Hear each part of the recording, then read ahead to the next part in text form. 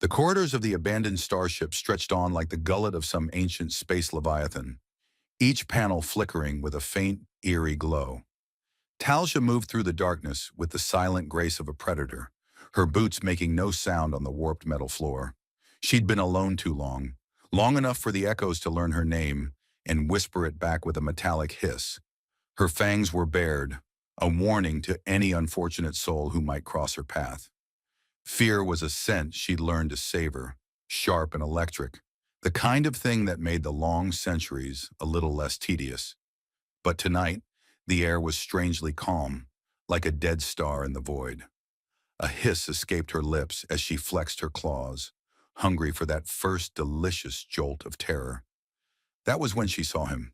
He was leaning against the bulkhead, a mop of unruly brown hair half covering his eyes and a grin that looked more appropriate for a carnival than a derelict starship.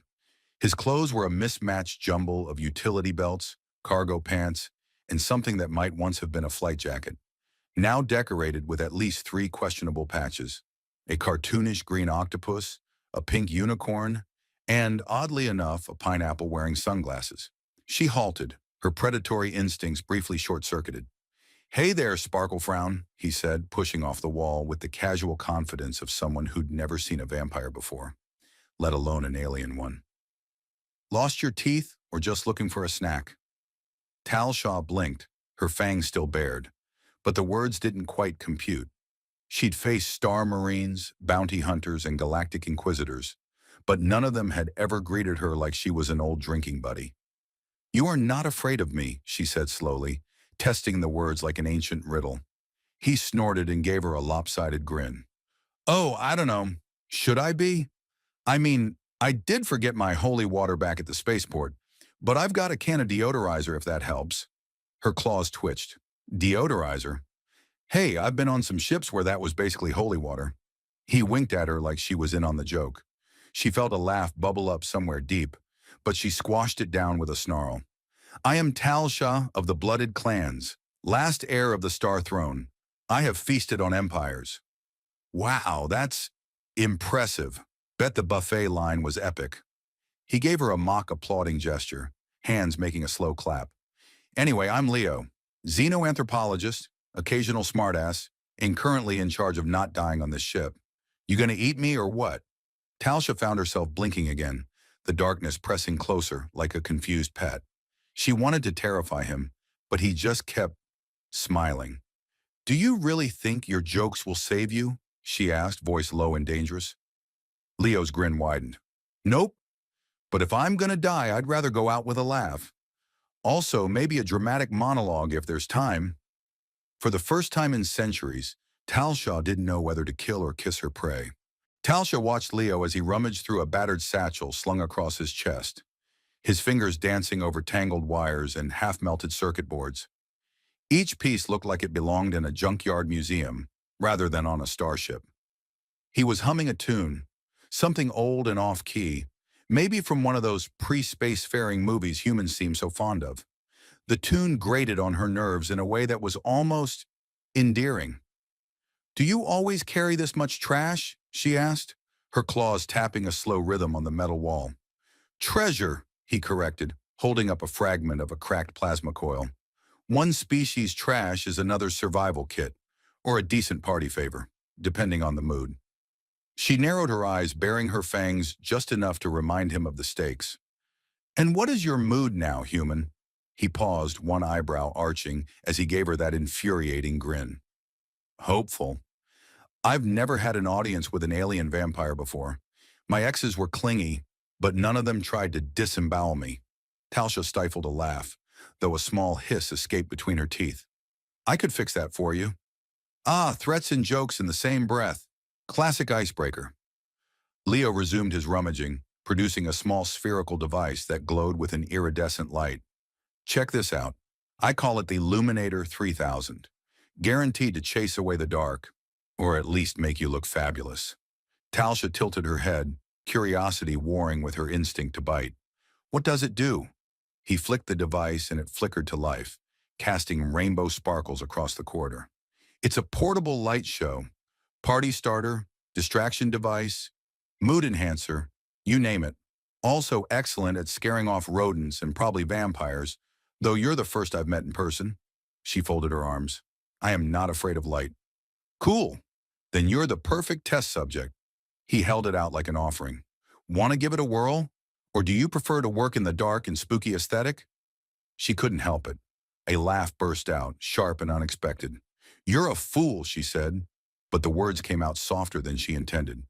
Guilty, Leo said, his eyes twinkling in the kaleidoscope of shifting lights.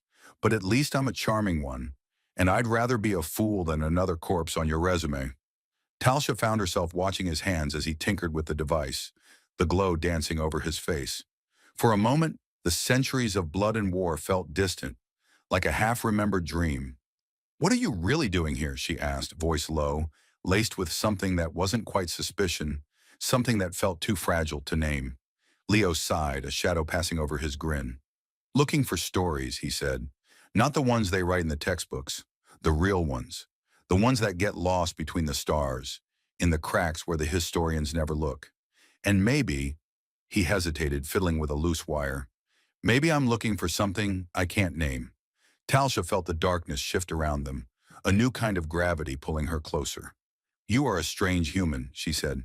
Coming from you, he shot back, I'll take that as a compliment. She considered him for a long moment, then reached out and took the glowing sphere from his hand. The light pulsed between them like a heartbeat. Then let's see what other stories hide in the dark. Talsha watched as Leo balanced the glowing sphere on the tip of his finger, spinning it with an exaggerated flourish that would have made a street magician proud. He was smiling again, as though every corridor of this forsaken starship was a carnival ride waiting to be explored. Careful, she warned, arching an eyebrow at his antics. That's a photon destabilizer.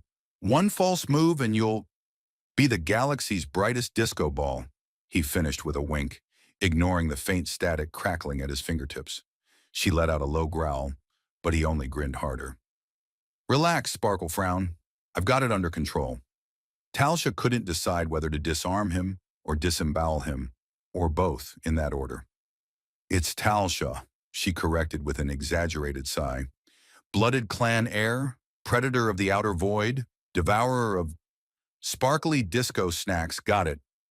Leo gave the sphere a final twirl and tucked it back into his satchel with a flourish. So, what's next on the alien vampire bucket list? We've conquered the corridor of doom, bantered through the hall of sarcasm, and survived the photon fiasco. She rolled her eyes. You make light of everything. Only because the alternative is screaming in terror, he shot back. Besides, laughter keeps the ghosts at bay. Ghosts? He nodded solemnly. Yeah, the ghosts of half-finished projects, broken promises, and that time I tried to cook noodles in zero gravity. Tragic, really. Despite herself, Talsha snorted. You humans are strange. Leo pressed his hand to his heart in mock offense. Says the vampire with a 1,000-year-old blood feud and a taste for interstellar drama. A small smile twitched at the corner of her lips. Touché. They continued deeper into the ship, the metal groaning beneath their feet as if the vessel itself resented their intrusion. Leo kept his scanner close, its screen pulsing with cryptic symbols and occasional beeping that sounded suspiciously like a squeaky toy. According to this, he announced, tapping the screen, we're approaching the main control room. If we're lucky, we might find some logs or at least a working coffee machine. Talsha arched an eyebrow. You're searching for coffee? Hey, even an alien vampire needs a good cup of joe to get through a century of space hijinks. He gave her an exaggerated wink. Plus, the caffeine helps me think faster than you can bite. A low laugh rumbled in her chest, unexpected and unsettling in its warmth. If you say so. They rounded a corner and found themselves facing a sealed door, its access panel blinking with an ominous red glow. Leo pulled out a multi-tool that looked like it had survived 3 wars and an intergalactic talent show. Stand back, he declared, holding it like a ceremonial dagger. I'm about to hack into the heart of darkness. Talsha leaned against the wall, folding her arms. Let's hope it's not booby-trapped. He gave her a sideways grin. If it is, at least it'll be a memorable way to die. She watched as he worked, sparks flying from the panel like a miniature meteor shower. Do all humans laugh in the face of danger? She asked. Not all, he said without looking up. Just the ones who survive. Something in his voice, a hint of vulnerability, cut through her ancient armor, leaving her silent. For the first time in centuries, she wondered what it would feel like to truly be seen. The panel hissed open with a whine that sounded suspiciously like a cat with indigestion, revealing a control room that had clearly seen better centuries. Screens flickered like dying stars, tangled cables dangled like alien entrails, and a suspicious stain on the floor looked like the galaxy's least appetizing fruit smoothie. Leo stepped forward with all the confidence of a man who'd never met a malfunctioning plasma cannon he didn't like. "Welcome to the bridge, Sparkle Frown," he announced, arms spread dramatically.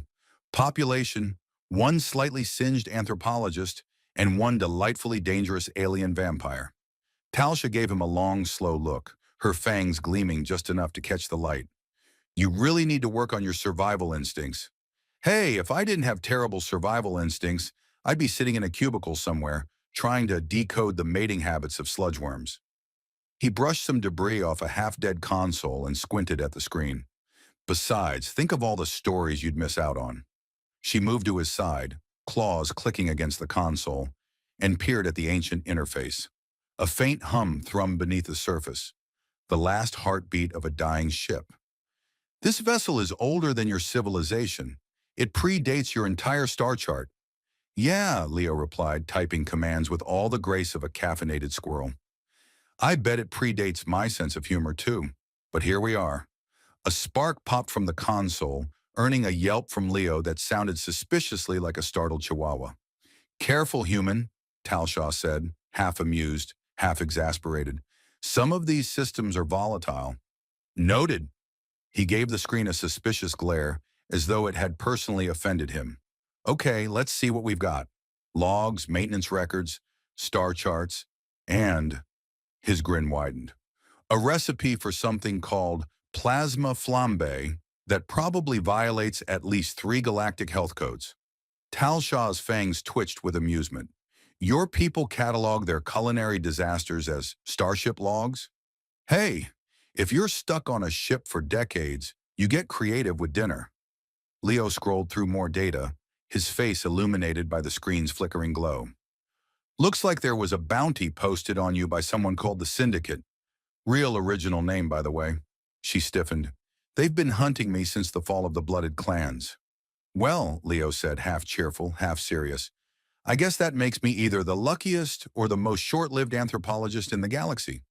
A shrill alarm cut through their banter, its tone somewhere between a wailing siren and an offended goose. Talshaw's claws clenched reflexively. "Bounty hunters," she said, her voice a low growl. "They've found me." Leo jumped to his feet, rummaging through his satchel. "Relax, Sparkle Frown. I've got this." "You have a plan?" she asked, genuinely incredulous. He produced a roll of duct tape, a small device that looked suspiciously like a toy robot, and a grin that belonged on a used starship salesman. "Better than a plan," he declared. "I've got improvisation and questionable engineering skills." Talshaw sighed, but something like laughter danced in her eyes. "We're doomed." "Hey, at least we'll die fabulously." She drew her claws, the hum of old memories stirring in her bones. "Then let's make this a story worth telling." He gave her a thumbs up, the glow of the console lighting his face like a star. "Deal." The hum of plasma cannons rattled the walls as Talshaw ducked behind a broken console, her claws digging grooves in the scorched metal. Leo's duct-taped contraptions buzzed and blinked like a malfunctioning carnival, each one promising a half-baked defense strategy that made her both exasperated and oddly hopeful. "Sparkle Frown," Leo called out from behind a stack of crates that had once been an engineering terminal. "Remind me again why I'm trusting an ancient alien vampire with my life?" "Because," she hissed, slicing through a bounty hunter's drone with a practiced swipe, "you're too stubborn to die, and I'm too curious to let you go." A plasma bolt whizzed overhead, leaving a scorch mark on a nearby bulkhead that smelled like burnt ozone and broken promises. Leo's grin was as wide as a black hole as he lobbed a small device at a cluster of attackers. It popped and fizzed, releasing a cloud of glittering nanites that tangled the bounty hunters in a sparkling net. "Effective and fabulous," he declared, ducking another shot. Talshaw rolled her eyes even as a reluctant laugh escaped her lips. You humans and your love of spectacle. Hey, if you're going to go out, might as well do it with style. She couldn't argue with that. The fight raged on, a chaotic ballet of claws and plasma and improvised gadgetry. Talsha moved with lethal grace, every strike a testament to centuries of survival. But Leo was right there beside her, dodging, weaving, cracking jokes that made even the bounty hunters pause mid-scream. When the last of the attackers lay defeated, the ship was silent except for the whirring of damaged fans and the crackle of Leo's still-sparking devices. He slumped against the console, hair askew and grinned triumphant. Not bad for a night's work, he panted, eyes shining. Who knew an anthropologist could hold his own in a galactic showdown? Talsha regarded him, the weight of countless years pressing against her chest. You surprised me, human. You faced the darkness. And me, without flinching. Yeah, well, he said, pulling a dented thermos from his satchel. Someone's got to keep the cosmic horror from getting too broody. He offered her the thermos with a flourish. Synth plasma coffee, guaranteed to make even the worst night a little brighter. She hesitated, then took it, her claws careful not to crush the battered container. The drink was bitter and burned all the way down, but she felt something loosen inside her chest, a laughter that hadn't stirred in centuries. I think, she said softly, I'd forgotten how to be more than the monster. Leo's smile softened, eyes warm. Maybe you're more than one thing. Maybe you're a story still being written. Talshaw felt a strange warmth at that, a flicker of hope she'd never expected to find in the cold void. She extended a hand, claws retracted, offering a truce and something more. He took it without hesitation, his grin bright as any star. So, where to next, a sparkle frown? She almost winced at the nickname, but let it slide. Anywhere but here. Let's chase down that next story. He hoisted his satchel with exaggerated flair. Adventure, cosmic horror, ancient relics, and maybe, just maybe, a decent cup of synth plasma coffee. Talshaw laughed, a sound that echoed through the wreckage like a promise. Together they stepped into the dark corridor, the ship's lights flickering to life as if to light their path. For the first time in centuries, Talsha didn't feel alone. With Leo by her side, every shadow was just another mystery to unravel, and every laugh a reminder that even monsters could find a place in the stars.